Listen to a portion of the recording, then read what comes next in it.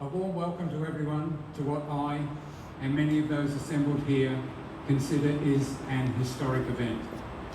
We have with us our Police Commissioner, Katrina Carroll. We have Australia's preeminent broadcaster, Alan Jones. We have Middle East humanitarian Kay Danes and her 42-year SAS veteran husband, Kerry Danes. Plus, many others, all wanting to give you their views on why our treatment of PTS and mental trauma is not improving and our resultant suicide rate continues unabated. There are other potential interviewees here who have equally interesting views, and they're all listed on the run sheets.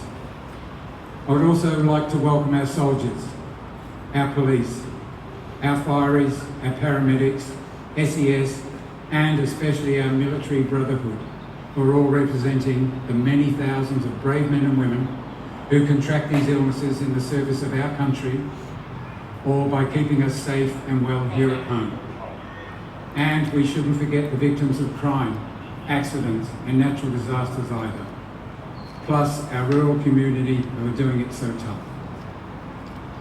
I know that Defence, DVA, QPS, QFES and QAS are doing a great job, but it reminds me of my old English history books when King Canute sat on the beach and tried to stop the tide coming in. We're not here to rail against the status quo. We're here to tell you how we'd like to improve the status quo. We're not here to put a band-aid on a gaping wound. We're here to help to clean out that wound and to make it whole again. Just quickly, I was finally diagnosed with PTSD 40 years after I came home from 12 months in Vietnam with 2 RAR. In that 40 years, I experienced a few highs, but many, many lows in a roller coaster life, which I didn't understand at the time. And then when I was finally diagnosed in 2008 and did a heap of research, it all began to make sense. As a result, I founded Stand Tall for PTS in 2010 to try and make a difference. So I know what I'm talking about.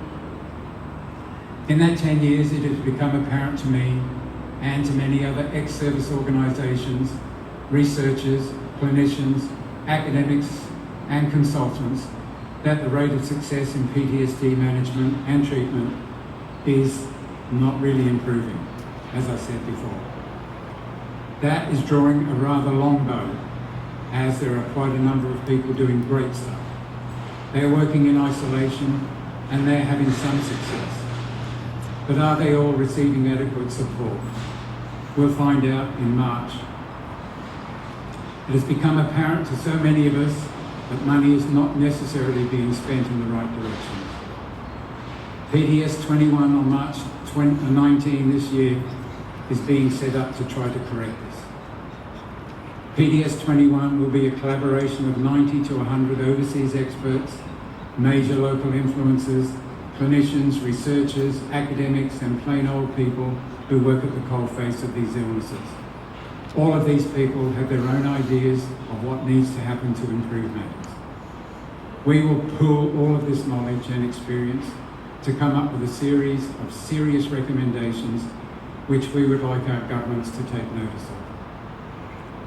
For far too long, conferences in this space have been talk fests, which have no real outcomes. Stand Tall has been guilty of this too. PTS 21 is designed to correct this. I've just been invited to a round table with the newly appointed Government Suicide Commissioner. Maybe they're already listening. Today we're officially launching the fundraising campaign to pay for PTS 21 and other initiatives which we feel need addressing. It's called Bolt for Mental Trauma. I've reached out to a number of award-winning creatives in Garrett, Rod and Gary, plus our voiceover professional Terry, plus Taxi Film and Brian Smith, all from my advertising past. And they have come up with a brilliant campaign which encourages all Australians to walk or ride in real time or even virtually to raise money with a line, how far would you go to save a life? This is then backed up with get fit, raise money, save lives. What more motivation should all Australians need as a New Year's resolution after 6 months of COVID lockdown? This creative and production has been backed up equally brilliantly by Benson and Paula from Rapid Media in Brisbane. They have negotiated to have this campaign to be seen and heard all over the country, on television, radio, newspapers, magazines, outdoor signs, all manner of social media, posters in hospitals, doctors' surgeries, physio outlets and gyms. Plus, we even have beer coasters and COVID masks. There are examples of all these in your media packs and links to the TV and radio. We also have a super all-encompassing website, www.vaultformentaltrauma.org, built by Nathan in Sydney, which says it all. Our hero shop with Maddie Springer, which you see scattered around this site, will without doubt be the most seen image all over Australia in the next few months. I have estimated that there could be up to 9 million Australians with either a first-hand, a secondary, or a tertiary emotional attachment to these illnesses through family, workmates, or friends. They are our principal targets for this campaign. They are the people who we think would want to walk, run, or ride to improve or save a life. If we can convince just 10% of that 9 million to participate in some way, then we've succeeded in our goal. I will add here that every cent raised will be accounted for, and we will set up a qualified committee to administer the funds. We are a volunteer organisation and we want to be totally transparent. Collectively, we have put together more than $1 million plus campaign, and it's all been done pro bono by an incredible group of people who have a passion to try to improve the lives or even save the lives of people who need and deserve our help.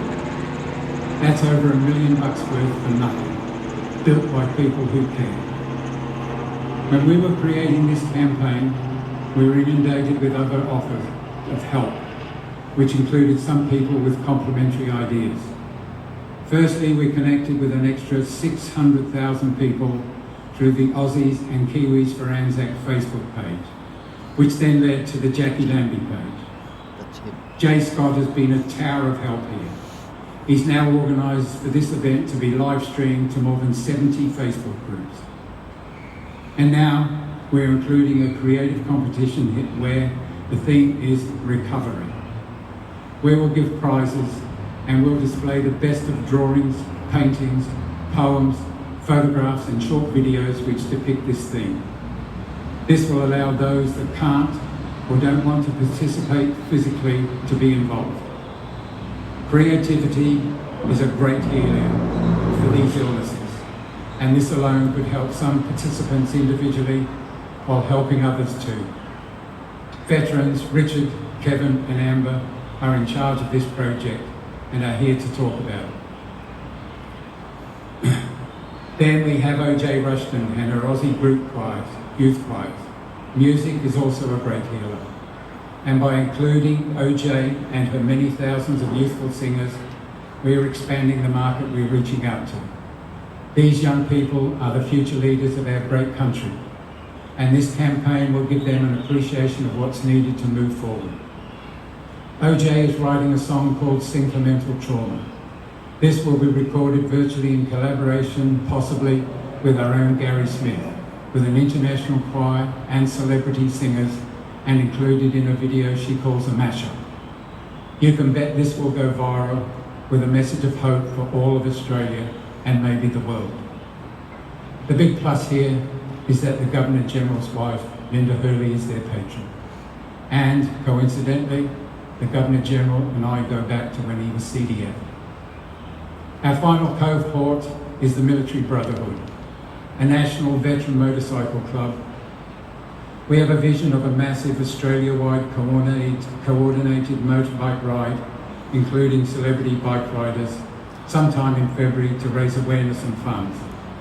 I've had a meeting with the Military Brotherhood in Perth, who involved other clubs and civilians in their rides.